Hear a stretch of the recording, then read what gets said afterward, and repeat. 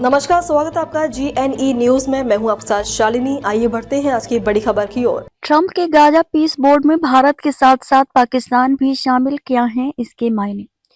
America के राष्ट्रपति Donald Trump ने गाजा के लिए बोर्ड ऑफ पीस का हिस्सा बनने के लिए भारत को आमंत्रित किया है।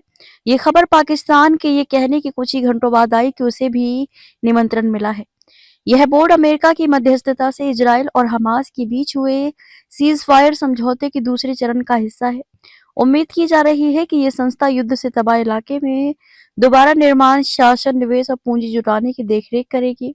रॉयटर्स ने एक अमेरिकी चिट्ठी की कॉपी और एक ड्राफ्ट चार्टर का हवाला देते हुए बताया कि बोर्ड की अध्यक्षता अमेरिकी राष्ट्रपति ट्रंप करेंगे और उम्मीद है कि यह शुरू में गाजा संघर्ष पर बात करेगा और फिर उसे दूसरे संघर्षों से निपटने के लिए भी बढ़ाया जाएगा।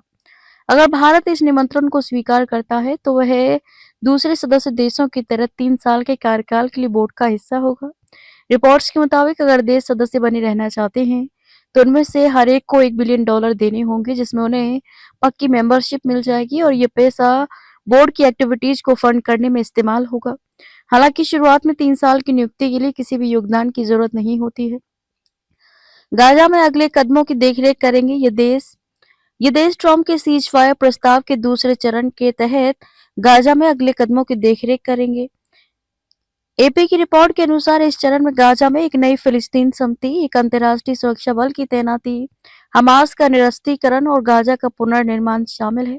ट्रंप ने दुनिया भर के नेताओं को जो चिट्ठी भेजी थी जिसमें उन्हें बोर्ड का हिस्सा बनने के लिए बुलावा दिया गया। कहा गया कि ये देश फाउंडिंग मेंबर होंगे और ग्लोबल झगड़ों को सुलझाने के लिए एक नए और बड़े तरीके पर काम करेंगे। खबरों में अब तक के लिए बस इतना ही। फिर होगी आपसे मुलाकात, तब तक के लिए नमस्कार और देखते रहिए GNE न्यूज।